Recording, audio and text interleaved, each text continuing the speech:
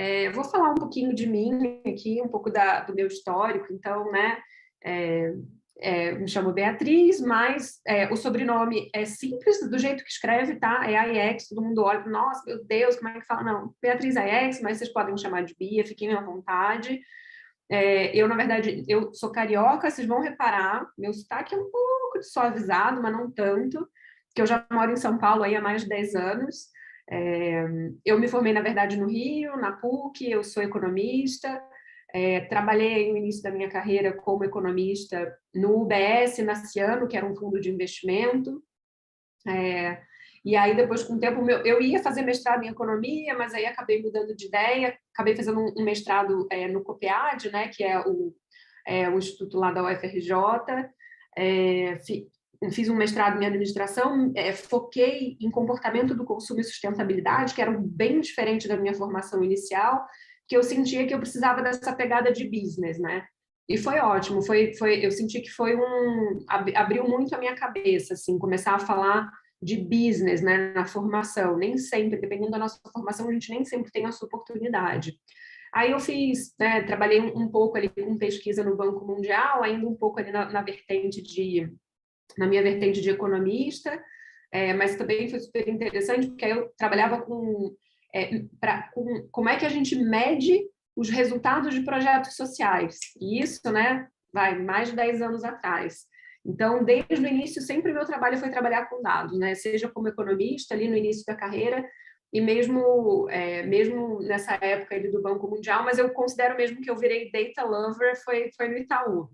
Em 2010, eu vim para São Paulo, entrei numa área de pesquisa e desenvolvimento do Itaú, que ficava dentro da área de risco. Então, a gente fazia projetos para o banco inteiro, que foi muito legal também para ver diversas áreas diferentes dentro de um banco. Mas a gente estava muito ligado à modelagem de crédito, porque era um pouco, eu fazia muita análise ainda para pessoa física, era o momento inicial ali de entrada, vai decisão matemática ali no fluxo de autorização, por exemplo, de um crédito. Então a gente já trabalhava bastante o volume de dados mudou muito nesse momento, né?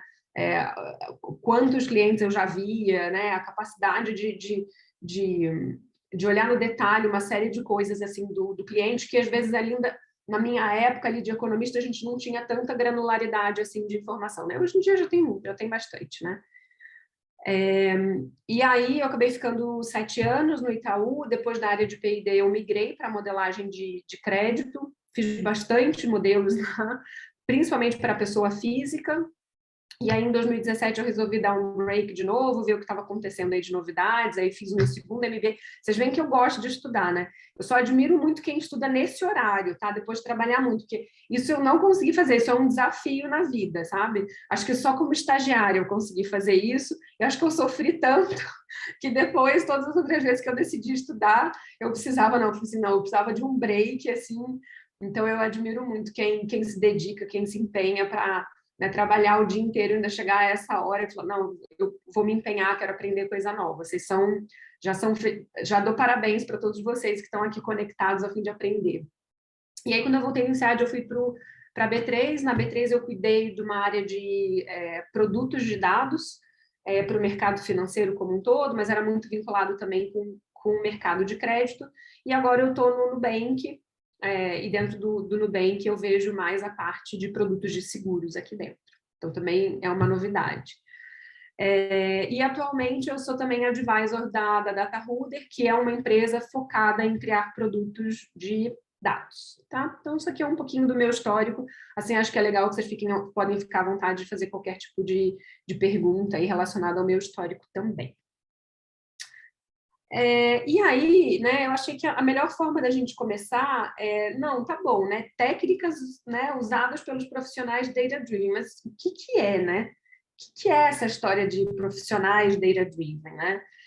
E para mim, né, é aquele profissional que ele tem o hábito de extrair informação dos dados. Isso é uma coisa importante, né? Parece bobagem, mas dado e informação não necessariamente são as mesmas coisas, né? Você pode ter muito, muito dado e não conseguir tirar absolutamente nada de informação dali. Às vezes, sei lá, um dado que é uma chave de um sistema. aquilo ali puro não quer te dizer absolutamente nada, né? Então, como é que você, de forma recorrente, né, olha para esses dados e de forma consistente e efetiva tira informação, né, para usar na sua tomada de decisão, porque também não adianta nada. Ah, putz, eu olhei um monte de dado, analisei, tive várias ideias incríveis, né? E depois o que acontece? Nada.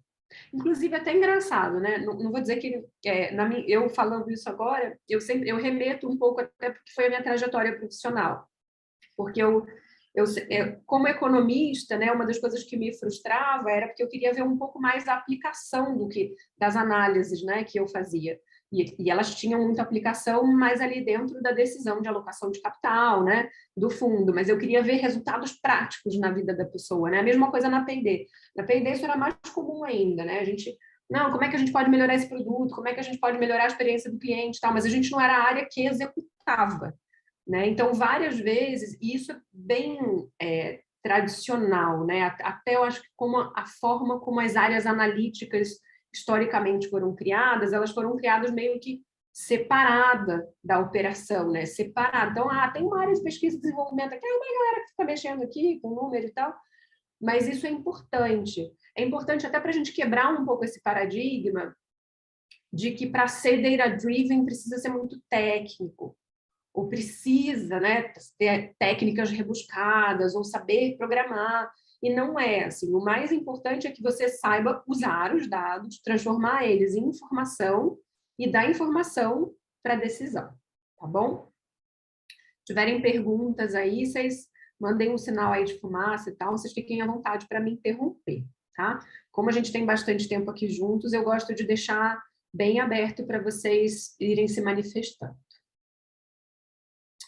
E aí, que mais, né? Que os especialistas estão falando em relação a isso, né? Eu trouxe aqui algumas referências para vocês, depois até eu vou mandar essa apresentação, né, para o time aí do Lab Data, e vocês fiquem tranquilos que, né, se precisarem, pode acessar, tem link aqui de tudo que eu vou mostrar para vocês, tá? Então, né, voz aí da McKinsey, né? Eu fiz de propósito, né? Peguei uns caras grandes, assim, que eles são de peso, assim, qualquer lugar que você vai, né? Então, McKinsey, em 2025, nas empresas data-driven, todos os funcionários devem ser capazes de usar dados para apoiar o seu trabalho. Todos. Não é uma área específica, é todo mundo. Bem, 23% do esforço de empresas bem-sucedidas em Advanced Analytics é da decisão de se tornar data-driven. Então, aqui é muito dentro do contexto também de cultura data-driven. Como é que você faz aquilo que, às vezes, em áreas especializadas estão sendo explorados, mas como é que você faz aquilo fluir pela empresa como um todo? Gartner, que também é uma empresa super renomada. Até 2023, a alfabetização de dados se tornará um impulsionador explícito e necessário de valor, né? Então, como é que eu lido com esse volume de dados todos que está aparecendo? Como é que eu nomeio isso daqui? Onde é que a gente armazena? Como é que eu uso isso aqui de forma recorrente? E aí, da Accenture, também um pouco da referência da importância do líder nessa transição, né? Executivos são essenciais para estabelecer a visão, a história e determinar o ritmo em que a organização adota uma cultura orientada por dados. 81% das empresas ainda não têm uma estratégia sólida para usar os dados de forma ampla e 84% ainda não possuem uma plataforma de dados necessária, tá? Que vai abranger todo o uso necessário. E aí, aqui para mim, o resumo disso é trabalhar com dados, tá? Vai ser tipo trabalhar com Word ou com e-mail hoje em dia, tá? Para o que é coisa muito básica, é óbvio que coisas avançadas, você vai ter sempre especialistas para explorar, até porque tem muita inovação o tempo todo disso. Mas para usos básicos, não vai ter mais quem faça para você. Eu fiquei lembrando até antigamente, né? A quantidade de assistentes e as secretárias que uma empresa tinha, que com o tempo, né, foi cada vez minguando mais isso, né? Então, assim, eu preciso marcar uma reunião, está cada vez mais fácil, né? Isso é muito fácil hoje em dia. Então, trabalhar com dados também está ficando fácil. Então, não se assustem em pegar esses dados e tentar entender um pouco o que são, tá? Por isso até que eu fiz aqui um pouquinho de um exercício mão na massa para a gente, que a gente vai ver mais para frente, tá bom? Tá bom, né? Hein, eu adoro essa figurinha desse panda, eu uso ela várias vezes, assim, tá bom, mas e aí, né, Bia? Tá bom, como é que eu faço isso? Como é que eu me torno data-driven? E aí, se eu for super, super resumir, se eu não tivesse 4 horas para falar com vocês, assim, ó, pergunta, faça perguntas, questione o óbvio, tá? A gente ainda tem, especialmente assim, eu vejo assim, cultura brasileira, a gente, quer dizer, outras culturas são assim também, mas a nossa cultura de trabalho ainda é muito, muito pela experiência, muito, que é super importante, tá? Eu não vou tirar nenhum peso disso. Mas a gente ainda opera muito pelo gut feeling, sabe? A minha experiência diz isso, então eu vou por aqui que é mais fácil. E é uma forma de decidir, mas não é uma forma de decidir data-driven. Não tem problema, você quer usar essa estratégia, ok. Se você sentiu que tem alguém que está usando demasiadamente esse tipo de estratégia, começa a fazer pergunta para essa pessoa. Mas por quê? E se a gente fizesse diferente? Mas e né? E uma outra abordagem? O que isso significa? Então, perguntas é sempre uma técnica, é uma arma importante desse profissional. A outra é, obviamente, a capacidade analítica, que tem a ver com olhar um dado e pensar, o que eu vou extrair daqui? Olhar um gráfico e rapidamente, eu sei que isso aqui está querendo me dizer. Vamos falar mais disso também. E, por fim, o basicão Excel. Você não precisa ser o as da programação, você não precisa saber mexer no Hadoop, no SAS, em linguagem Python, não precisa. Bia, mas eu quero me avançar, eu quero trabalhar com coisas mais avançadas. Aí sim, e aí é legal, realmente, eu vou ter até algumas referências para quem tiver curiosidade aqui. Mas, assim, o básico do básico do básico são esses três. Você começar, Bia, eu não faço ideia, eu estou mudando de carreira, eu não faço... Tá bom, então vamos começar por esses três, tá? Agora, como a gente tem mais tempo hoje, e hoje e amanhã, na verdade, eu vou abrir isso aqui um pouquinho mais no detalhe para vocês, tá? E aí eu vou quebrar em duas partes. Quais são as habilidades que você precisa desenvolver para você ser um profissional data-driven? E depois eu vou falar um pouco de quais processos você usa para que isso tenha recorrentemente um impacto na sua rotina profissional, tá? Eu vou detalhar um pouquinho mais isso. A ideia é hoje a gente vai ficar só nessa parte de habilidades, que é onde eu vou explorar mais o exercício com vocês. E amanhã a gente finaliza esse exercício. Depois eu falo um pouquinho mais de processo. Se der tempo, a gente ainda fala mais de uns usos de caso, tá? De casos de uso. E aí, para começar agora aqui, eu virei meio fã do Hans Rosling ultimamente.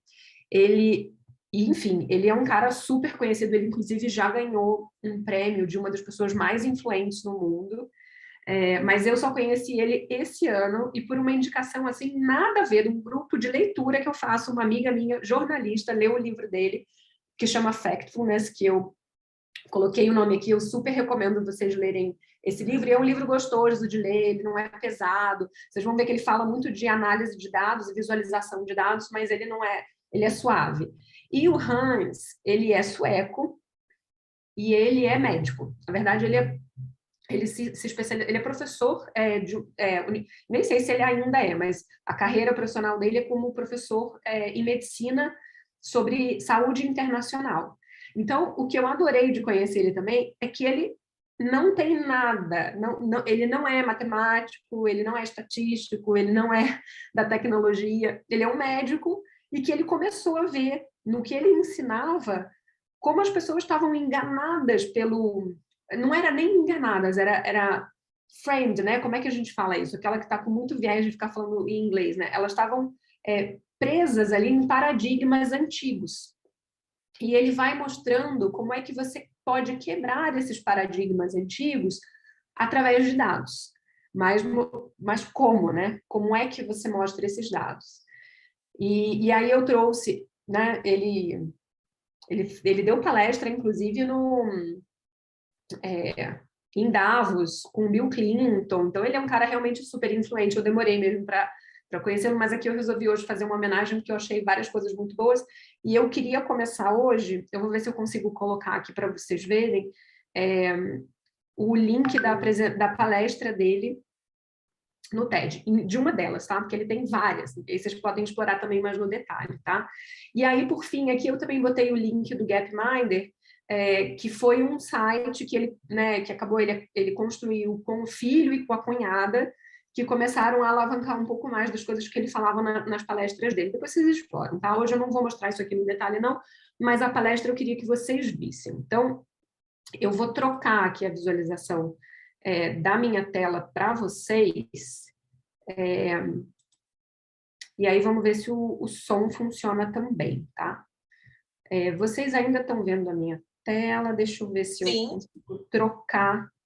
PowerPoint.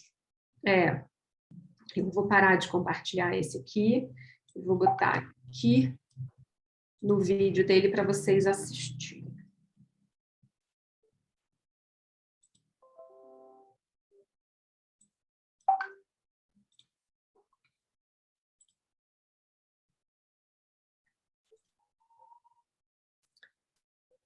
Deu certo?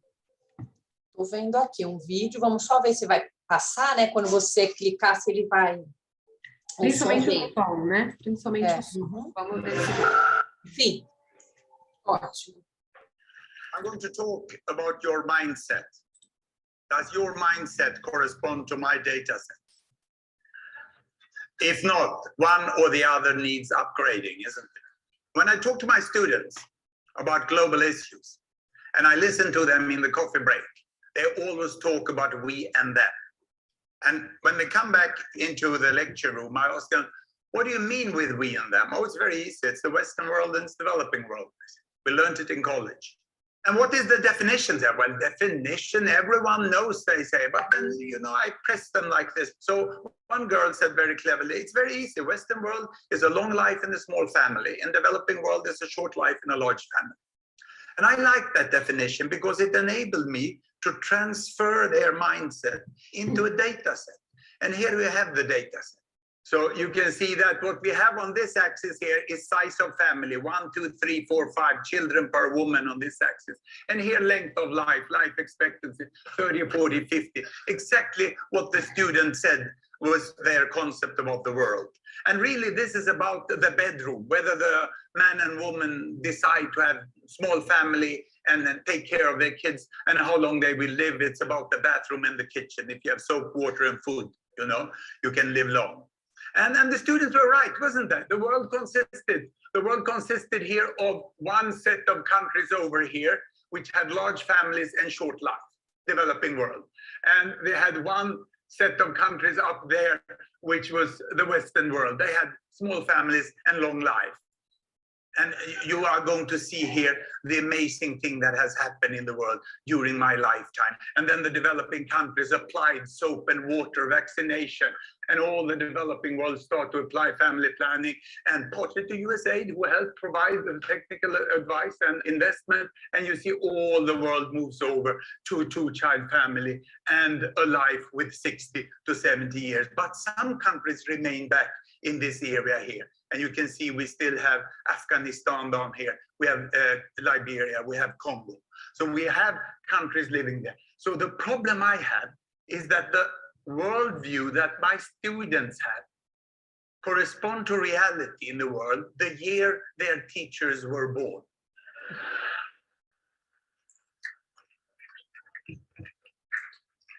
And we, in fact, when we have played this over the world, I was at the Global Health Conference here in Washington last week, and I could see that the wrong concept even active people in the United States had, that they didn't realize the improvement of Mexico there and China in relation to United States. Look here when I move them forward.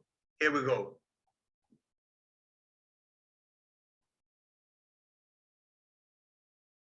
They catch up. There's Mexico, just on par with the United States in these two social dimensions. There was less than 5% of the specialists in global health who was aware of this. This great nation, Mexico, has the problem that arms are coming from north across the border, so they have to stop there because they have this strange relationship to the United States, you know. But if I would change this axis here, look, and I would instead here, I would put income per person. Income per person, I can put that here, and we will then see a completely different picture. By the way, I'm teaching you how to use our website, Gapminder World, while I'm correcting this, because this is a free utility on the net. And when I now finally got it right, I can go back 200 years in history, and I can find United States up there, and I can let the other countries be shown. And now I have income per person on this axis. And United States only had someone $2,000 at that time. And the life expectancy was 35, 40 years, on par with Afghanistan today. And what has happened in the world, I will show now. This is instead of studying history for 1 year at university, you can watch me for 1 minute now and you'll see the whole thing. You can see how the brown bubbles, which is West Europe, and the yellow one, which is United States, they get richer and richer and also start to get healthier and healthier. And this is now 100 years ago, whereas the rest of the world remain behind. And here we come, and that was the influenza. That's why we are so scared about flu, isn't it? It's still remembered. The fall of life expectancy. And then we come up, and not until independence started. Look here, you have China over there, you have India over there, and this is what has happened.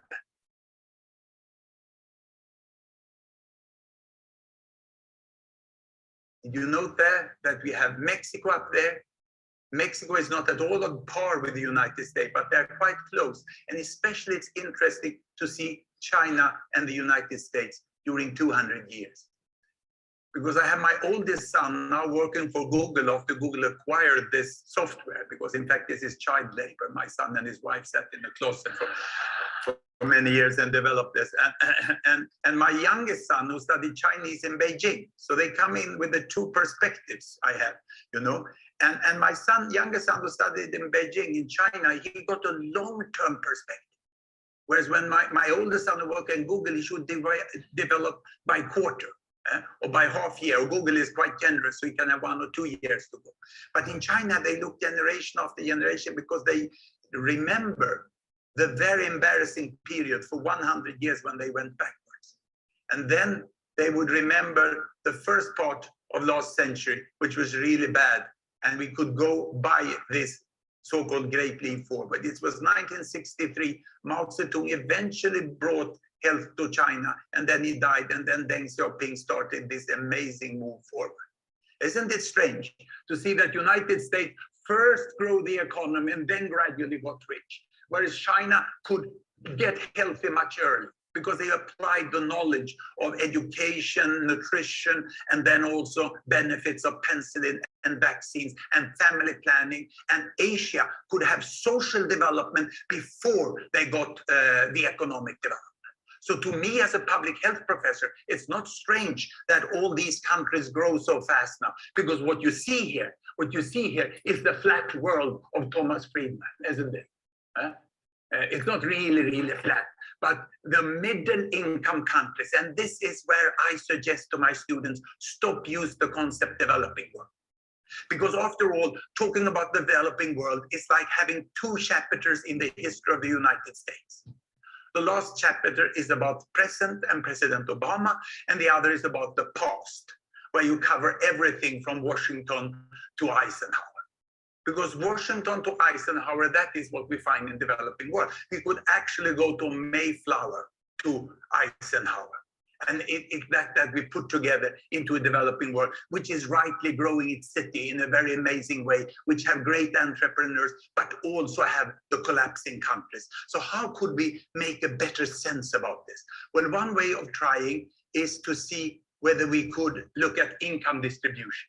This is the income distribution of peoples in the world. From $1, this is where you have food to eat. These people go to bed hungry. And this is the number of people. This is $10. Whether you have a public or a private health service system, this is where you can provide health service for your family and school for your children. And this is OECD countries, Green Latin America, East Europe.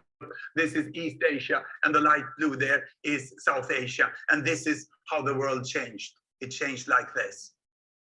And you see how it's growing and how hundreds of millions and billions is coming out of poverty in Asia. And it goes over here, and I come now into projections, but I have to stop at the door of Lehman Brothers there, you know, because that's where the projections are not valid any longer. Probably the world will do this, and then it will continue forward like this. But more or less, this is what will happen. And we have a world which cannot be looked upon as divided. We have the high-income countries here, with the United States as a leading power. We have the emerging economies in the middle that provide a lot of the funding for the bailout. And we have the low-income countries. Yeah, this is a fact. That's from where the money comes. They have been saving, you know, over the last decade. And here we have the low-income countries where entrepreneurs are, and here we have the countries in collapse and war like Afghanistan, Somalia, parts of Congo, Darfur. We have all this at the same time. That's why it's so problematic to describe what has happened in the developing world, because it's so different what has happened there. And that's why I suggest a slightly different approach on what you would call it. And you have huge differences within countries also. I heard that your departments here were by regions. Here you have Sub-Saharan Africa, South Asia, East Asia, Arab states, East Europe, Latin America, and OECD, and on this axis, GDP, and on this health, child survival. And it doesn't come as a surprise that Africa, south of Sahara, is at the bottom. But when I split it into country bubbles, the size of the bubbles here is the population, then you see Sierra Leone and Mauritius is completely different. There's such a difference within Sub-Saharan Africa. And I can split the others here, the South Asia, Arab world. Now, all your different departments, East Europe, Latin America, and OECD countries, and here we are. We have a continuum. We cannot put it into two parts. It is Mayflower down here. It is Washington here, building countries. It's Lincoln here advancing them. It's Eisenhower bringing modernity into the countries. And then it's United States today up here. And we have countries all this way. Now, this is the important thing of understanding how the world has changed. At this point, I've decided to make a pause. And it is my task on behalf of the rest of the world to convey a thank to the US taxpayers for demographic health survey. Many are not aware of, no, this is not a joke. This is very serious. It is due to USAID's continuous sponsoring during 25 years of the very good methodology for measuring child mortality that we have a grasp of what's happening in the world.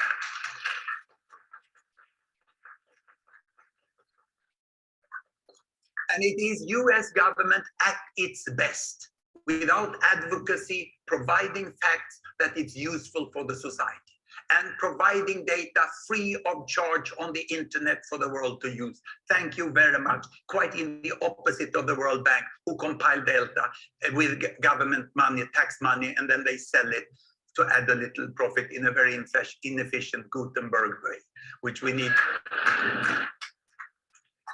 But the people doing that at the World Bank are among the best in the world, and they are highly skilled professionals. It's just that we would like to upgrade our international agencies to deal with the world in the modern way as we do.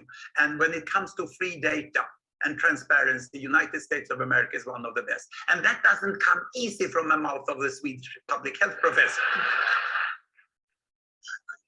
And I'm not paid to come in, no. I would like to show you what happens with the data, what we can show with this data. Look here, this is the world with income down there and child mortality. And what has happened in the world since 1950, during the last 50 years, we have had a fall in child mortality. And this is DHS that makes it possible to know this. And we had an increase in income, and the blue former developing countries are mixing up with the former industrialized Western world. And we have a continuum, but we still have, and that is of course Congo up there, we still have as poor countries as we have had always in history. And that's the bottom billion where we've heard today about a completely new approach to do it. And how fast has this happened? Well, MDG 4, United States have not been so eager to use MDG 4, but you have been the main sponsor that has enabled us to measure, because it's only child mortality that we can measure. And we used to say that it should fall 4% per year. Let's see what Sweden have done. We used to boast about fast social progress. That's where we were 1900. 1900, Sweden was there. Same child mortality as Bangladesh had 1990, though they had lower income. They started very well. They used the aid well. They vaccinated the kids. They get better water. And they reduced child mortality with an amazing 4.7% per year. They beat Sweden. I run Sweden the same 16-year period. Second round, it's Sweden 1916 against Egypt 1990. Here we go. Once again, USAID is part of the reason here. They get safe water, they get food for the poor, and they get malaria eradicated. 5.5%. They are faster than Millennium Development Goal rate. And third chance for Sweden against Brazil here. And Brazil here has an amazing social improvement over the last 16 years, and they go faster than Sweden. This means that the world is converging. The middle income countries, the emerging economy, they are catching up. They are moving to cities where they also get better assistance for them. When the Swedish students protest at this, they say this is not fair because these countries had vaccine and antibiotics that was not available for Sweden. We have to do real-time competition. Okay, I give you Singapore, the year I was born. Singapore had twice the child mortality of Sweden. It's the most tropical country in the world, a marshland on the equator, and here we go. It took a little time for them to get independent, but then they started to grow their economy, and they made the social investment. They got away malaria. They got a magnificent health system that beat both US and Sweden. We never thought it would happen, that they would win over Sweden.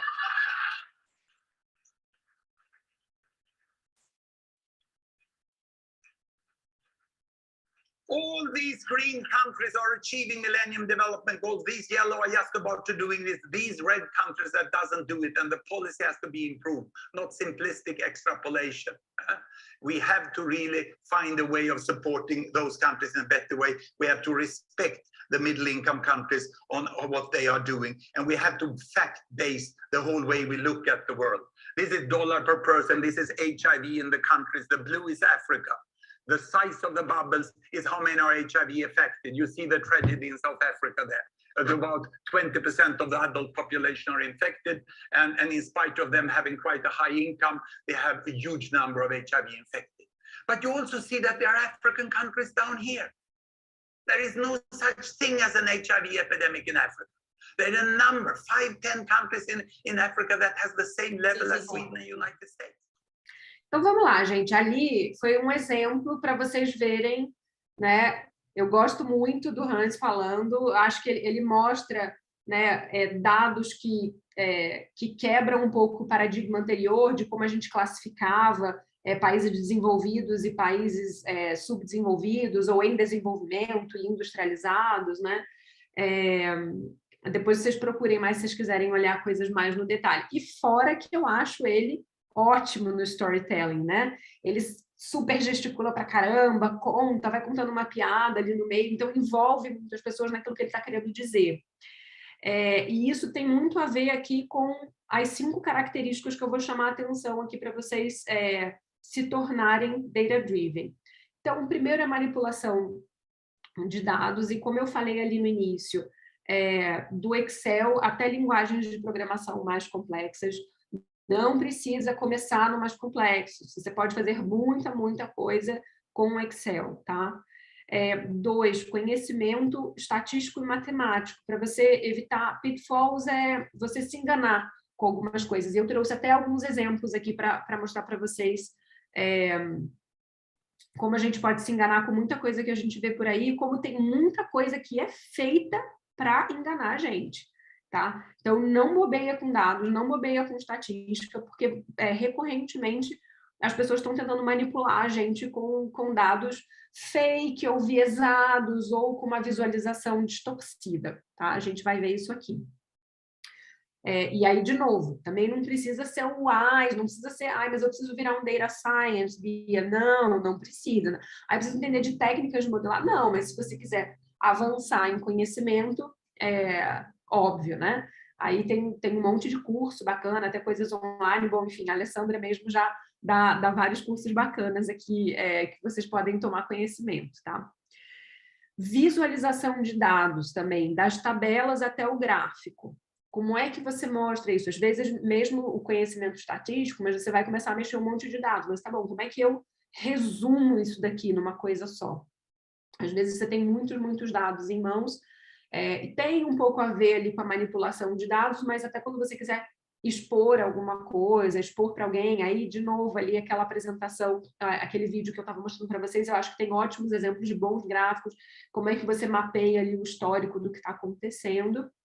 E o quarto, capacidade analítica. De novo, às vezes você pode entender muito, né, mesmo da parte estatística e matemática, mas como é que aí tem a ver com como é que você transforma isso em uma decisão, né? Qual que é a conclusão que você tira daquilo? E aí, diversas vezes aqui, o grande pulo do gato é você tem que entender do que você está falando, né? Ali naquela situação, né, que o Hans do vídeo, do Hans, se ele não entende nada de saúde pública, aquilo de repente não quer dizer nada para ele, né? E no pitch dele, no discurso dele, ele vai fazendo esse link com o número que ele está vendo, com a visualização que ele está dando e quais são as conclusões que a gente tira em cima daquilo, né? Que não o quanto países que a gente chamava de desenvolvimento super avançaram em um curto espaço de tempo. E ele mostra, faz as comparações, faz as brincadeiras ali. Então, essa capacidade analítica de como é onde é o pulo do gato de você transformar tudo isso de dado que você está vendo em decisão. E aí, por fim, a contação de história, o storytelling, ou até a comunicação, para você transmitir aquilo que você está aprendendo com os dados. Né, 4, né, o ponto 4 aqui, Bia, você está falando de ter uma capacidade analítica para tomar uma decisão. Dificilmente você vai ser o único tomador de decisão ali, né? Tem um grupo de pessoas que você trabalha junto, como é que você compartilha o que você aprendeu com elas, né? E vai ter eu lembro até ali na minha época de P&D, eu falava assim, desde a pessoa que desenvolvia o modelo, que em geral, né, sabia bastante de matemática e estatística, até os gestores da área. Eu lembro de uma pessoa de inovação que eu trabalhei e era psicóloga, tinha uma formação em psicologia. Toda vez que eu entrava muito no detalhe técnico do dado, ela olhava assim na minha cara e falava assim, essa Bia tá louca, né? Eu não consigo entender nada que ela tá falando, né? E era um problema meu esse, né? Porque às vezes você está mexendo com coisa muito técnica, você precisa saber traduzir o que você descobriu para o seu interlocutor, que muitas vezes não vai ter entrado no mesmo nível de detalhe, às vezes ele nem quer saber esse mesmo nível de detalhe, ele quer saber a conclusão, o resultado final. E aí essa parte aqui é super importante também, independente se foi uma coisa muito complexa ou se foi uma coisa simples, tá? Vocês me digam se estão vendo a tela. Sim. Sim? Legal. Então, aqui, eu montei uma base de dados super simples, simulando uma loja, tá? Uma loja com a data da venda. Então, na coluna A, vocês estão vendo a data que foi feita a venda. E na coluna B, uma identidade do cliente, aleatória aqui, tá? Mas cada número aqui é um cliente diferente, então o ID do cliente e o valor da compra que ele fez. A ideia aqui é a gente explorar um pouco assim, tá, e aí, né, Bia, o que eu faço com isso? A ideia é a gente explorar aqui, né, então, embora seja simples, se vocês, né, derem um Ctrl ou um Command e a setinha para baixo, dependendo do computador que vocês estiverem usando, vocês vão ver que, embora seja uma tabela super simples, né, a gente tem aqui o Excel, vai até a linha 14.543. Se vocês não estiverem vendo a linha 14.443, porque deu algum problema aí no momento de baixar, tá? E aí, né? Se você é um profissional data-driven, o que você faz com isso daqui? Como é que eu começo a manipular esse tipo de coisa aqui, Bia? Então, Se você já domina, se você já conhece, já viu isso aqui antes e tal, não precisa me seguir aqui. A ideia é a gente ficar ali pelo menos até mais uns 6 minutinhos, no máximo 10 minutinhos aqui, explorando esses números. E aí, né, minha sugestão aqui, de quantos clientes a gente está falando? De quantas vendas a gente está falando? E aí, o que está acontecendo com a venda dessa loja? Está crescendo? Está subindo? Está caindo? Que mais? Será que tem muitos clientes recorrentes ou não? Então, dá uma, né, sei lá, qual que é a venda máxima, a venda mínima, e eu até fiz um quiz aqui depois na sequência, então eu vou fazer o exercício aqui um pouco com vocês, não vou fazer tudo, mas mais para quem ainda não conseguiu pegar o Excel ou até ainda não domina 100%, tá? Então, assim, a forma mais simples de você começar a trabalhar com isso é uma coisa que a gente chama de tabela dinâmica. Então, você faz o seguinte, você seleciona todos os números, tá? E aí, de novo, vamos lá, se você quiser selecionar, você vai apertar a tecla, já está selecionada uma célula, você aperta a tecla Ctrl ou Command junto com Shift, seta para o lado e depois ainda com as teclas apertadas, tá? E seta para baixo. E aí, ó, você vem aqui, ó, em inserir e clica em... Meu computador tá em inglês, então vocês devem estar vendo em inglês, então é pivot table ou tabela dinâmica em português, tá? E aí ele vai abrir que ele vai montar uma tabela dinâmica. Dependendo da configuração do seu computador, eu acho até que o pop-up que apareceu aqui na minha tela, eu não sei se ele, como eu pedi para compartilhar a tela do Excel, eu não sei se ele aparece para vocês, acho que não. Mas dependendo da configuração do seu Excel, só de você clicar isso, ele já sugere algumas tabelas para você, tá? Senão você vai precisar configurar. E eu vou mostrar aqui para vocês. Então, vai uma coisa super, super simples. Vamos fazer aqui, ó, colocar aqui na linha da nossa tabela a data, né, que foi feito aquela compra. O valor, vamos colocar aqui em valores somados.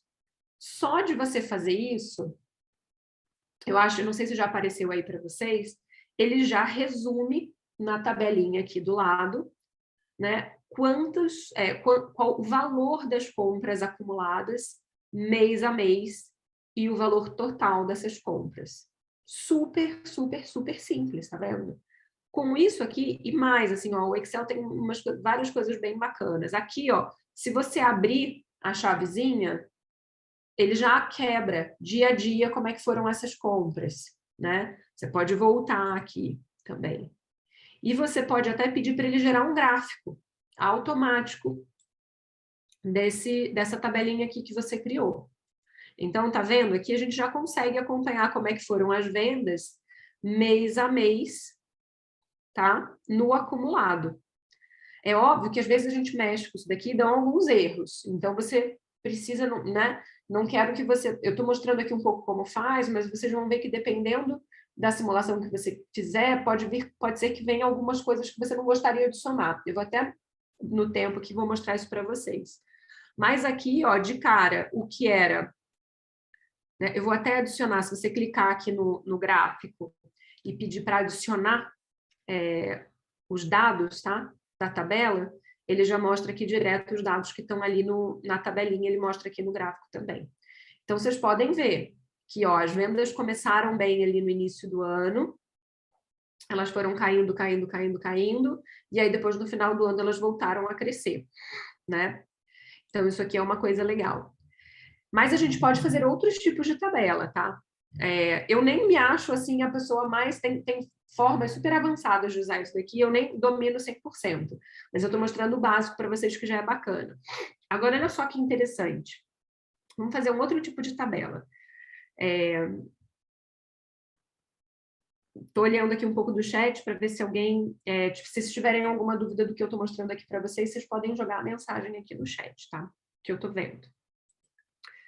A gente volta aqui, e aí agora vamos criar um outro tipo de tabela, do mesmo jeito, tá? Vai lá em inserir, Você pode vir até aqui em tabelas dinâmicas recomendadas. Às vezes ele já te dá uma sugestão, ó.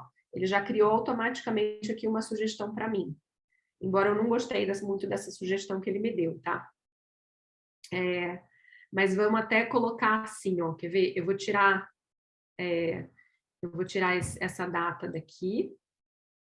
Vou deixar mês aqui na coluna, tá? E aí, eu quero saber quanto cada cliente comprou, tá bom? Por mês, tá? Então, eu vou colocar aqui mês na coluna, né? Já coloquei aqui. E vou colocar a ID do cliente aqui na linha, tá? E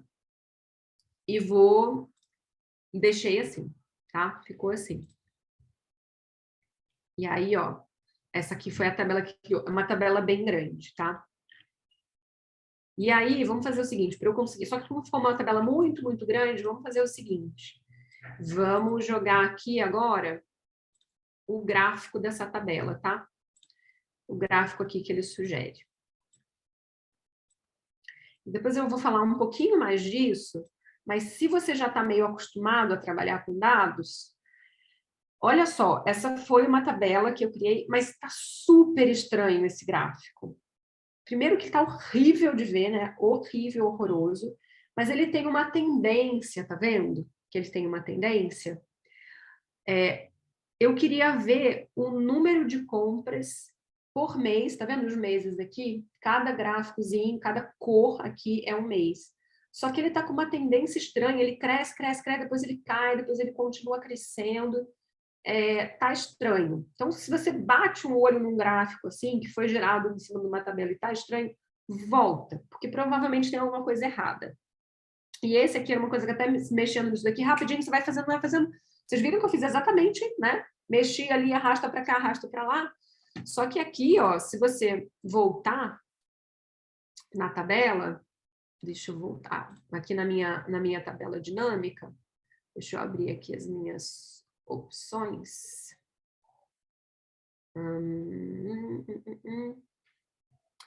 Aqui, ó. O que aconteceu é que, quando eu estava selecionando na tabela, é que ao invés de contar a quantidade de compras que cada um desses clientes fez, ele está somando os valores do ID do cliente, que não quer dizer absolutamente nada. Então, é por isso que conforme o ID do cliente, que é um número aqui no meu caso da tabela, vai crescendo, essa soma vai crescendo. Só que essa soma do ID, ela não quer dizer absolutamente nada. Tá vendo a capacidade analítica aqui? Eu sei mexer com os dados, eu sei mexer com isso aqui, mas o meu domínio matemático, estatístico, a minha capacidade analítica está me dizendo, putz, mas isso aqui não quer dizer absolutamente nada. Então, a gente vem aqui, ó, e em vez de fazer a soma, que é o que está aqui, tá vendo que está marcadinho? Eu vou fazer, olha só, corrigir. Eu fiz a contagem. Então, conta quantas vezes esse cliente aparece por mês em cada uma das minhas linhas, tá? E aí, ó, não tá um gráfico bonito ainda para a gente ver, tá? A gente também vai falar disso, mas ele tá fazendo um pouco mais de sentido. Vocês estão vendo aqui o que acontece? Os clientes que estavam comprando, esses clientes aqui iniciais, né? Vocês viram, estavam comprando ali em média uns 4 compras em média. O que fez mais aqui, fez 8 compras aqui no mês de fevereiro, tá vendo? E você vê que esses clientes aqui, eles compravam mais, ó, aqui, ó, é fevereiro, janeiro. Se você for passando o mousezinho, para quem não está acostumado, você vai passando o mouse assim, ele dá uma tradução, tá? É o ponto de janeiro do cliente 109, o valor é 7. E aí depois aqui mais para o meio do ano, os clientes vão até fazer 10 compras no mês, tá? Então aqui, ó, eu não vou me prolongar. Se você não conhecia nada disso, eu espero que você tenha pego aqui um pouquinho. Se você já dominava, eu espero que você já tenha feito até muito mais coisa. E agora eu vou fazer algumas perguntas, tá? Então, eu vou parar de compartilhar de novo aqui essa tela e vou voltar aqui para um outro conteúdo que eu tenho para vocês, tá? Enquanto eu vou mudando aqui as minhas telas, vocês me ajudam, já vai explorando aí, tá? E se você ficou com alguma dúvida, pode mandar aqui no chat também, que eu ajudo. Vou comentando, tá? Agora, em cima disso daqui, eu vou fazer algumas perguntas para vocês. E, para facilitar essas perguntas, eu vou compartilhar um jeito da gente coletar as respostas de vocês, tá? Então, aqui, ó, vejam se vocês já conseguem ver a minha tela. Eu já compartilhei, é para começar a aparecer. Para mim apareceu, vamos ver para eles aqui. Tá. E aí eu vou botar aqui as instruções para vocês votarem, tá? Então, para quem já estiver vendo aí, tem um QR Code, que se você usar o próprio celular, você já consegue direto para a votação. Vou fazer algumas perguntas em cima dessa base de dados, e aí vocês me respondem se vocês conseguiram chegar em alguma conclusão ou não. Tá? Podem responder aqui, eu também estou vendo. Se alguém tiver dificuldade para acessar a votação aqui das perguntas, vocês avisem, tá? Mas tanto entrando pelo site que está aqui, usando esse código, quanto a leitura do QR Code, é para funcionar.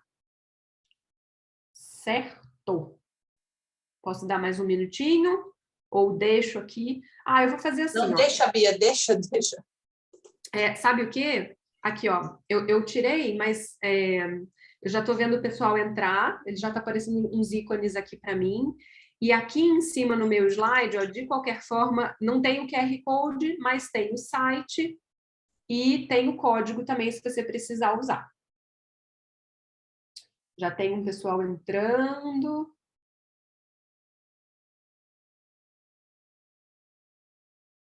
Vamos esperar um pouquinho mais.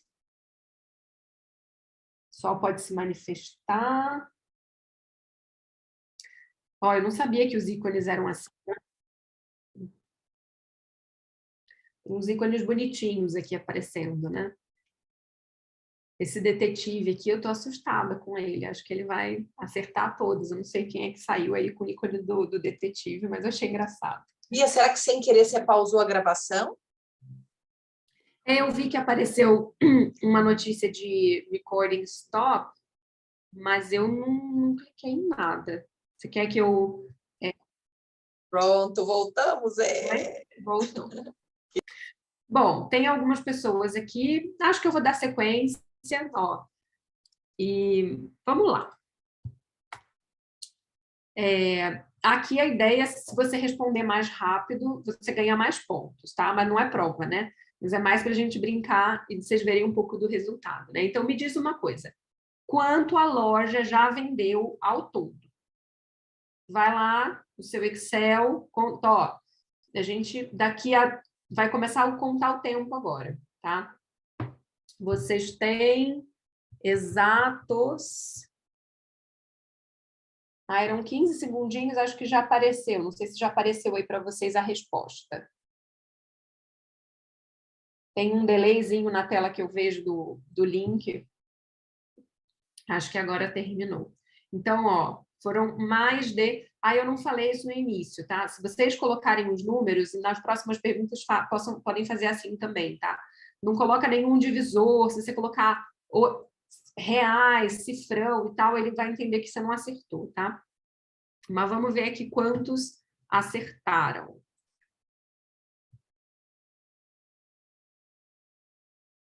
Ainda não teve resultado. Então, acho que não deu algum problema aí. Se alguém respondeu, eu não consegui... não conseguiu capturar aqui o resultado. Vamos tentar mais uma. Segunda pergunta, tá? 1, 2, 3 e valendo.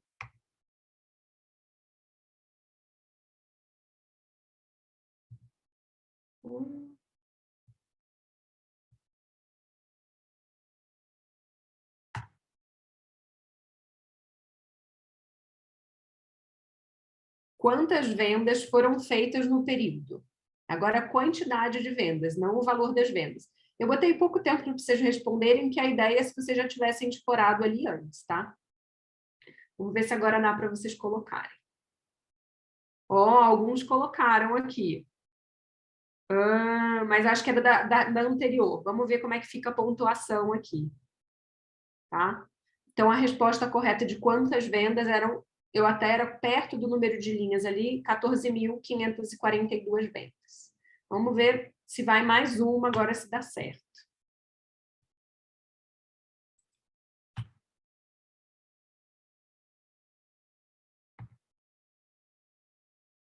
Tá? Pergunta 3. Posso começar?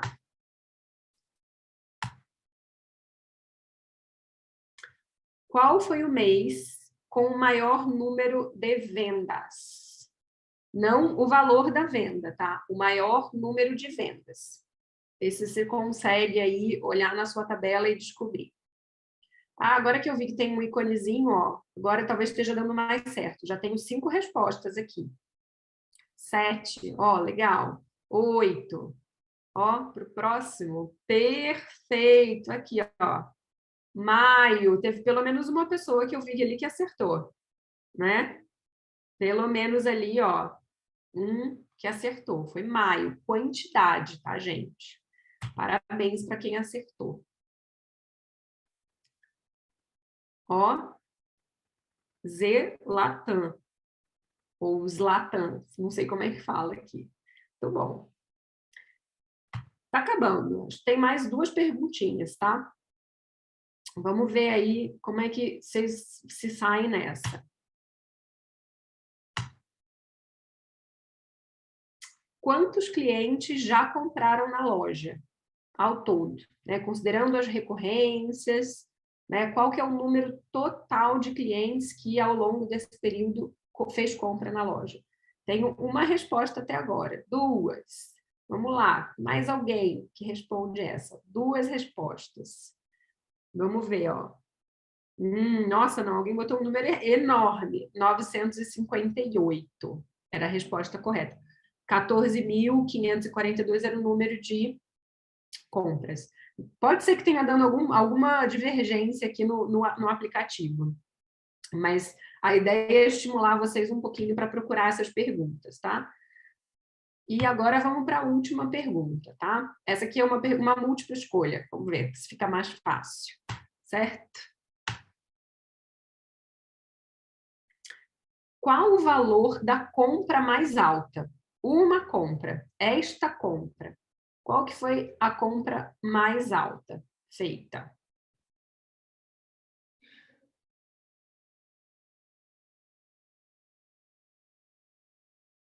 R$10.400? Ó, a resposta era 1.850. Eu achei até, não sei se apareceu as múltiplas escolhas aí para vocês, então, da próxima vez a gente até melhora como é que faz para usar, mas a ideia bacana. Obrigada por quem participou, conseguiu acessar o link. Eu sei que nem todo mundo conseguiu receber a planilha, mas aqui era bastante para compartilhar com vocês o que a gente pode tirar desses números, tá? Então, eu vou voltar aqui para a minha apresentação agora com vocês. A gente voltar a conversar.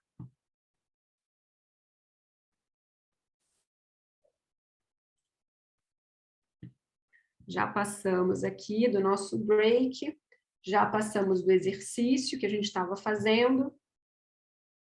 Mas é isso, assim, e pensar, sabe? O que mais que a gente podia ter perguntado, né? Mês a mês, quantas compras foram feitas?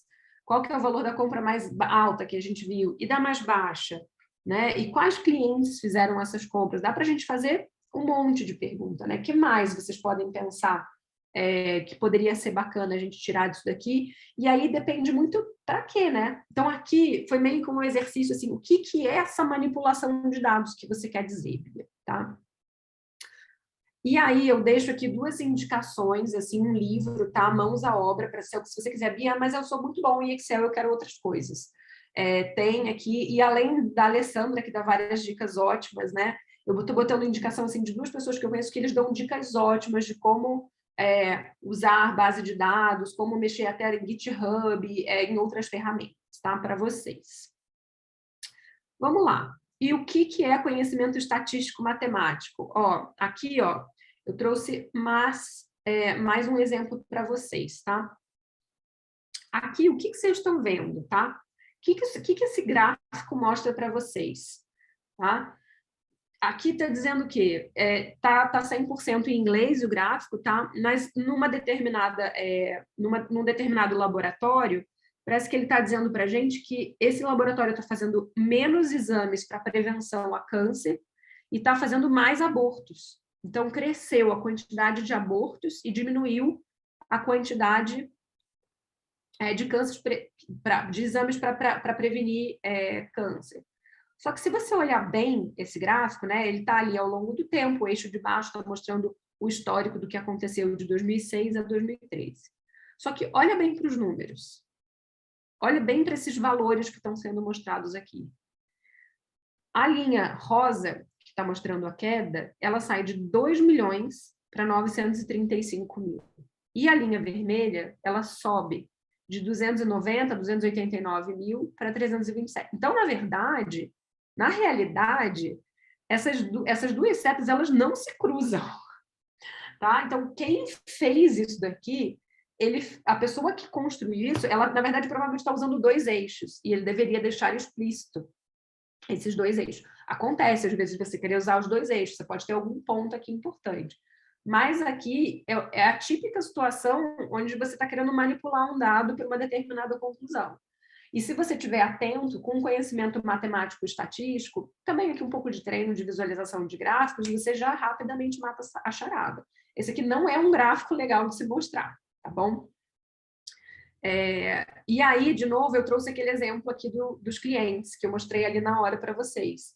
Né? Com um pouco de conhecimento matemático e estatístico, você bate o olho nesse gráfico e fala assim, Bia, não é possível, tem alguma coisa errada. E tinha realmente, a gente fez a correção. Né? Se você olhasse aqui, né, a distribuição disso, dava mais de 6 milhões de compras, né? E não era o que a gente queria ver. Né? A gente queria, o número total de compras aqui, a gente viu 14 mil e um quebradinho. Né? E aqui, ó, é a visão corrigida. Então, aqui sim. Tá? E aí até, vocês vão, aqui dava até para fazer um gráfico legal, acho que eu não coloquei ele aqui, mas você vê que, embora as vendas tenham subido bastante no final do ano, né, ela cai, ela tem uma tendência de queda e depois ela sobe. Embora isso tenha acontecido, você vê que em número de compras, isso não se reflete tanto. Então, olhar aqui para você começar a tirar alguma conclusão do que estava acontecendo com as suas vendas, olhar só para o valor, olhar só para a quantidade, também não é suficiente. Tá? Você precisa aprender a cruzar visões diferentes do mesmo dado. E aí, aqui, ó, é um gráfico semanal, tá? Na verdade, é um gráfico diário. É um gráfico diário aqui das vendas. E, a princípio, você bate o olho nisso daqui e você fala assim, será que isso aqui faz sentido? É super errático, né? Isso também você vai aprender quando você tem que lidar, como é que você lida com dados diários que variam muito, oscilam muito, a leitura é difícil, para quando faz mais sentido você usar uma média, usar uma tendência. Esse gráfico aqui, ele faz sentido, tá? E por que ele faz sentido? Se vocês forem no Excel de vocês e montarem ele, vocês vão ver que esses picos aqui maiores são os sábados, que é natural que haja mais vendas nos sábados, tá? Ok, depende do local, depende de uma série de coisas, mas usualmente faz sentido. Vocês vão ver, por exemplo, que é um dado puramente fictício que eu bolei aqui na minha cabeça, porque senão a gente teria um pico maior em dezembro, a gente tem mais venda em maio também, que é conhecido pelo Dia das Mães, das vendas e tudo mais. Então, é realmente um dado fictício. Mas, do ponto de vista de oscilação do que você está vendo do gráfico, ele está correto e ele faz sentido, tá? Por outro lado, esse aqui é uma mudança que a gente tem, tá vendo? Ele vinha aqui numa tendência bacana e tal, e aqui, você vê que no final do ano, de repente, tem uma quebra. Isso aqui, quando vocês baterem o olho nisso daqui, pode suspeitar. Porque se você tem uma tendência no seu gráfico e, de repente, tem uma quebra muito atípica, provavelmente você teve algum erro na sua base de dados ou algum erro operacional de alguma cobrança, às vezes, de cliente, pode ser uma série de coisas. Mas toda vez que você observa um gráfico assim, que ele tem uma tendência muito clara de comportamento, e de repente isso é quebrado, saiba que, em termos estatísticos, isso não faz sentido. Se você tem um padrão de comportamento, quando tem uma quebra dessa mudança de comportamento, tem que ter um motivo muito forte para explicar isso daqui. Então, em termos analíticos, você pode, né, batendo o olho, você já sabe que eu quero investigar aqui, tá bom? E aí, eu vou passar agora para, então, visualização de dados agora. Eu trouxe outros exemplos daqueles maus exemplos estatísticos, tá, para vocês. Esse aqui é outro, tá? Reparem só, o que esse gráfico aqui está dizendo, tá? Ele já tem um tempo, esse gráfico aqui, era em relação à pesquisa política, tá? Tem vários assuntos super interessantes sobre dados de pesquisa política aqui, tá? E eu, aqui não é contra, a favor, nem nada, mas se vocês estiverem vendo, não sei, se alguém quiser mandar aí um comentário, o que vocês acham que está estranho aqui nesse gráfico? Podem se manifestar. Reparem para os números, tá? Eu espero que esteja uma definição autossuficiente para vocês verem, tá? Qual que é a diferença? Repara, a Theresa May, ela está com 45% das intenções de votos aqui. E o Jeremy está com 39%. Só que, gente, isso não soma 100%. Vocês repararam que isso não soma 100%? E essa forma de mostrar um gráfico de pizza, que a gente chama, ele deveria somar 100%. Então, qual que é a informação que foi omitida aqui? Dos indecisos, dos votos indecisos, dos nulos, sabe-se lá do que mais que poderia ser. Mas aqui, o que ele leva a gente a entender é que 45% é mais do que 100%, mais do que 50%, né? E não é bem assim, tá? Então, fiquem atentos. Ó, um outro caso aqui interessante, sobre consumo de maconha nos Estados Unidos. Tá? Então, aqui é o seguinte, quantos já tinham experimentado, já tinham feito algum tipo de uso da maconha no último ano, hoje e em 1997. E aqui, de novo, tá vendo? Eu não sei quem foi que construiu esse gráfico, mas ele deu... Aqui é o contrário, né? Ele deu um jeito de fazer com que 51% parecesse menos da metade da pizza, né? Então, a distribuição aqui também não está proporcional. Vi aqui que o Lucas tinha comentado, né? Do anterior que eu tinha colocado, que não dava 100%, é isso aí. E aqui, voltando lá para aquele gráfico que eu disse, nossa, tá difícil de ler, né? Tá certo o gráfico, tá, gente? Não tá errado esse gráfico. Mas ele é muito difícil de ler, tá? Então, quando a gente fala de visualização dos gráficos, você tem que tomar cuidado quando estão te empurrando um negócio que está viesado, né? Que são os dois gráficos anteriores que eu trouxe aqui o exemplo. E, às vezes, também, quando a gente está falando de coisas que, pelo amor de Deus, né, Bia? Se você me empurra um gráfico desse aqui para ler, eu não consigo tirar conclusão nenhuma, é muito difícil a leitura. Como é que a gente resume isso daqui? Como é que vocês resumiriam isso daqui? Se vocês fossem fazer esse exercício aqui em casa. Eu dei uma sugestão aqui, tá? Eu podia até ter melhorado aqui a forma como eu escrevi o meu eixo X aqui embaixo, mas isso daqui, o que eu fiz? Aqui sim, tá? Eu estou olhando a frequência de compras por cliente. Então, ó, dos 958 clientes totais que a gente teve, 24 deles fizeram uma compra só, tá? Aqui é menos que 2, tá? É isso aqui que isso quer dizer, tá? Aí aqui eu não fiz os ranges, né? Os intervalos bonitinhos aqui, mas esse daqui é menor que 6, e aí maior igual a 2, tá? Que na verdade significa de 2 a 10, aqui eu estou olhando de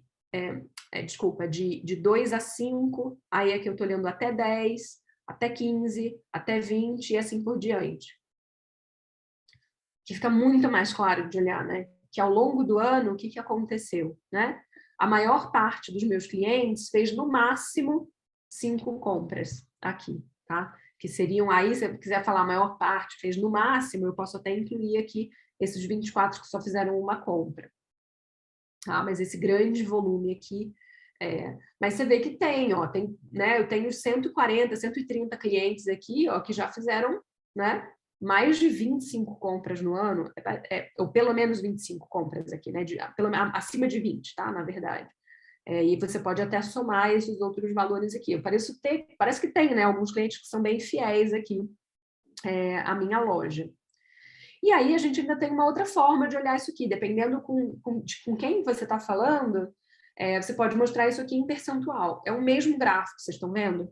Só que aqui eu estou mostrando ele em números de clientes, e aqui eu estou mostrando os clientes em percentual. Então, daqueles 958 totais de clientes que eu tenho, né, 33,5% fizeram entre 2 e 5 compras, né? Só 0,5% fez mais de 45 compras, que são os meus clientes mais fiéis. E dependendo do público com quem você está falando, pode ser melhor você mostrar de um jeito ou do outro, né? Se a pessoa não, às vezes você não tem uma noção, né? Olhando aqui para os números, eu diria até que um público mais especializado, que está olhando mais no detalhe ali do número, olhar para a quantidade de clientes é mais fácil, mas às vezes se é um público muito generalizado, assim, eu acho mais executivo, tá? Normalmente você mostrar o percentual, só que aí lembra, você precisa mostrar a quantidade total de clientes também, porque se você mostra o percentual, você não diz de quantas pessoas você está falando, nossa, mas é 0,5% de quanto? 1 milhão de clientes? O resultado é muito diferente do que ser 0,5% de menos de 1.000 clientes, tá bom? Tem um outro gráfico que a gente usa bastante. Legal. Ó, o Fernando colocou um comentário aqui que eu achei bacana, né? Um gráfico estatístico deve ter os seguintes elementos: título, legenda e colocar também o rótulo, né? Nos eixos, é verdade. Aqui, né, como eu expliquei, né? Nos eixos eu vacilei, podia ter feito um trabalho melhor. Você tem razão, Fernando, gostei da dica. É muito boa. Tem um outro gráfico que a gente usa bastante, que chama histograma. O histograma, ele mostra como é que está a distribuição das vendas. Eu não sei se você, para quem está dominando aí, tenta fazer aí no seu Excel, como é que ficaria o histograma do valor das vendas. Vê como é que ele ficaria, vê se faz sentido, tá? Tem ferramenta também no Excel para você fazer histograma, você não precisa de uma ferramenta avançada. Tá? O próprio Excel tem isso. E dependendo de como você usa, você pode chegar em resultados diferentes. Eu vou mostrar para vocês. Eu tinha deixado aqui esses 5 minutos marcado aqui no slide, era mais ou menos o tempo para vocês fazerem. Mas como eu percebi que nem todo mundo tem familiaridade, eu estou passando um pouquinho mais rápido por esse tempo, e aí quem tem familiaridade faz até mais rápido do que em 5 minutos, tá? Eu vou mostrar para vocês como é que fica. Aqui, ó, os intervalos, o Excel até construiu ele para mim. E isso aqui ele constrói até automaticamente, tá vendo? Eu nem sei, eu não contei aqui o número de faixas, mas ele distribuiu nas faixas. Às vezes é um jeito, quando você tem números muito granulares, olhar para o histograma, você pedir para o Excel construir um histograma, é um jeito bem mais rápido do que no exercício anterior, que era esse daqui, ó. Aqui eu criei as faixas. Tá? Eu mesma fui olhando ali na lógica e eu mesmo fui criando. Mas se você não quiser construir as faixas, quiser uma coisa mais automática, você pode olhar para o próprio histograma. Obviamente que no slide anterior eu estava vendo o número, a recorrência das compras do número de cliente, e aqui eu estou querendo explorar os valores. Por que isso aqui é importante? Vocês podem reparar, ó, como é que eu leio, né? Eu tenho mais ou menos aqui, ó, umas 850 compras que foram feitas no valor entre os valores de R$31 até R$90, tá? O que é bacana já olhar aqui? Lembra que eu tinha... uma das perguntas que eu coloquei lá no quiz foi qual que era o valor da compra mais alta? Vocês lembram que era 1.850? Aqui você vê, ó, que a última faixa que ele construiu vai até 1860, tá? Embora nem tenha esse valor aqui mais alto. Você já consegue olhar os ranges aqui de compra, tá? E ele normalmente, o intervalo que ele faz em cada uma dessas faixas, ele é similar, tá? Para a gente poder ficar mais fácil da gente comparar isso daqui. E aí você vê, ó, que o grande volume de vendas, ele está aqui, tá? Tá nas faixas mais baixas. E aqui tem uma quebra enorme do volume que eu consegui de vendas em valores mais altos, tá certo? É como a gente lê esse gráfico. Você vê que ele não tem, às vezes, gráfico de histograma, às vezes você tem uma distribuição normal, que quando, né, tem uma concentração dos valores no meio, você tem pontas mais suavizadas. Tá certo? E por último, aqui nessa sessão de visualização, eu trouxe, é mais um quiz, tá? Que eu trouxe para vocês alguns exemplos, porque às vezes quando a gente fala de visualização de dados, a gente pensa muito em estética, né? Eu mesma penso, né? E é óbvio que a estética, ela faz diferença, ela ajuda sim. Eu estava terminando de fechar aqui o material para vocês ontem, e aí eu recebi uma mensagem com vários dados super legais de economia, num grupo de WhatsApp que eu tenho. E aí eu fiquei olhando eles, eu falei assim, ai, putz, que legal, acho que isso aqui tem tudo a ver com o bate-papo de amanhã, com a aulinha de amanhã. Então eu vou mostrar para vocês, tá? Olha só como eles são bonitos. E aí você vê, né? É óbvio, né? Dependendo, se você tiver um bom designer no seu time, pedir umas dicas para eles é ótimo, porque a parte visual do que você está apresentando, ela também conta, né? Dependendo do storytelling que você quiser contar, dependendo do público, né? E isso aqui, até achei uma pena, as imagens que eu recebi, elas vieram cortadas, assim, então eu tenho uma empresa, certamente, que fez isso, mas eu nem consigo ver exatamente qual que foi. Tem só, em alguns deles aparecem as fontes. Mas deem uma olhada aqui, ó. Gráfico 1, tá?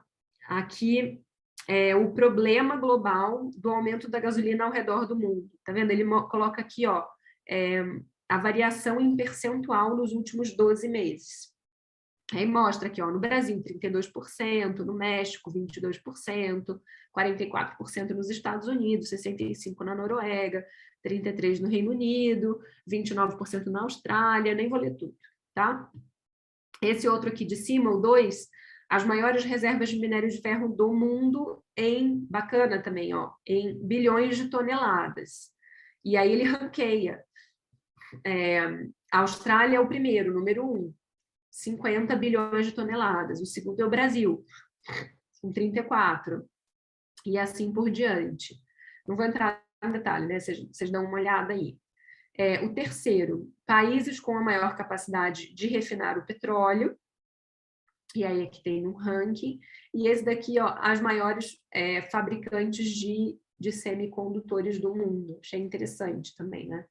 Ó, aí a líder aqui, ó, quase 20% é a Intel, essa empresa aqui que é de Taiwan, e aí é bacana, né? Ele colocou as bandeirinhas aqui do país de origem dessas empresas.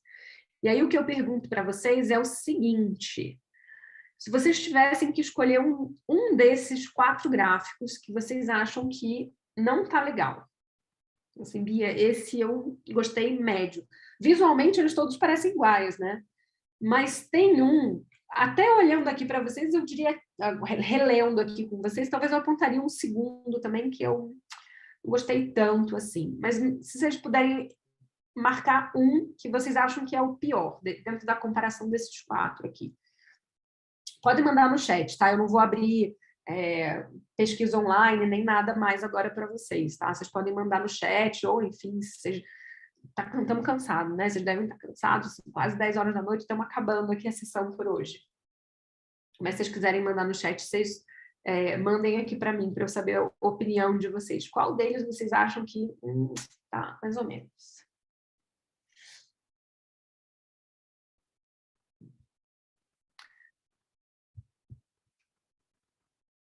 Ó, Carlos mandou aqui, 4. Você não gostou do 4? Fiquei até curiosa para saber por quê, Carlos. Depois você me explica, ou então você manda aqui no chat a mensagem. Por que você achou? O que você não gostou? Aqui no meio, até para quem não domina, nem sempre é fácil de ler, tá? De ver, assim, mas é um semicondutor, né? Até visualmente, realmente, eu nem gostei disso daqui. Eu colocaria de algum outro jeito. Olha, várias pessoas colocando 4. Nossa, agora eu tô curiosíssima, gente. Que já vou dar um... Né? Não é spoiler, né? Eu já estava esperando um pouco aí a resposta. Nem foi o que eu escolhi. Então, eu realmente quero que vocês me digam por quê. Quem botou 4, se quiser dizer para mim por quê, porque agora eu fiquei curiosa, tá? Na minha leitura, assim, o 4, sei lá, não tem nada de errado, tá? O que eu mais achei estranho foi o 1. Eu vou dizer por quê para vocês. Porque me parece uma seleção totalmente aleatória dos países que ele resolveu colocar aqui. E, além disso, você precisa olhar para o número para conseguir... Porque, assim, ó, você bate o olho e fala, legal, eu consigo entender rapidamente que é um problema global e aumentou o preço da gasolina, de fato, em qualquer lugar do mundo, né? Mas eu não consigo saber onde aumentou mais, né? Aí eu preciso olhar um a um, beleza, foi na Suécia. Mas, assim, se na Suécia o preço inicial era muito, muito, muito baixo, sei lá, tinha algum subsídio, de repente, né, não foi um impacto tão grande, né, no bolso do consumidor, embora é um impacto, né?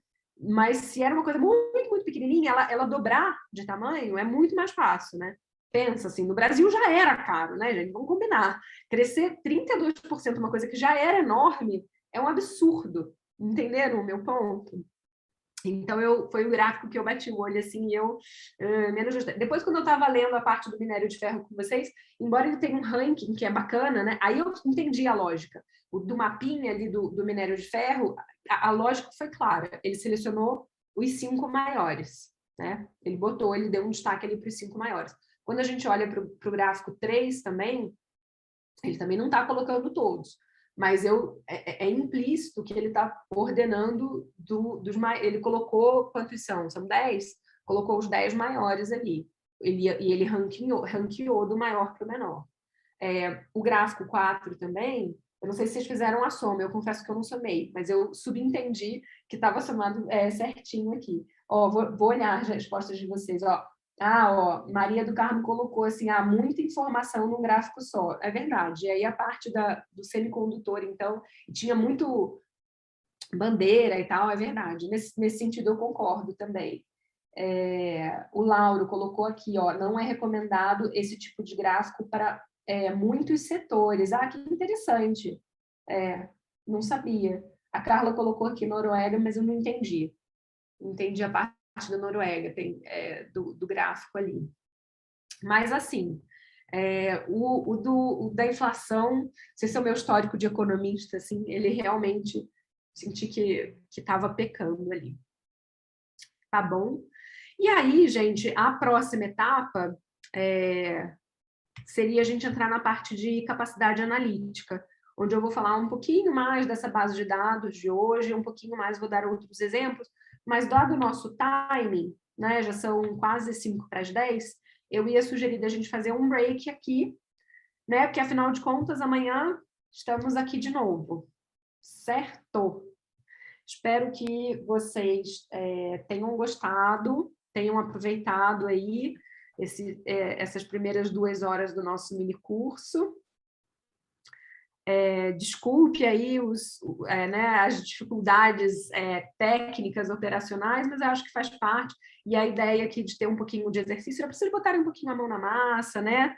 A Lei falou no início que ela gosta quando tem curso com exercício. Eu sei que tem a dificuldade da gente estar online e tudo mais, mas era para dar um pouquinho do gostinho aí do que significa colocar aí manipulação de dados para quem não necessariamente, não sei se é o dia a dia aqui de todos vocês.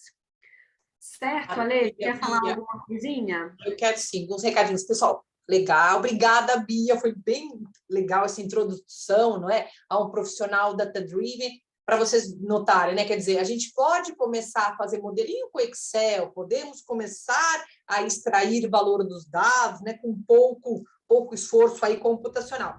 Por favor...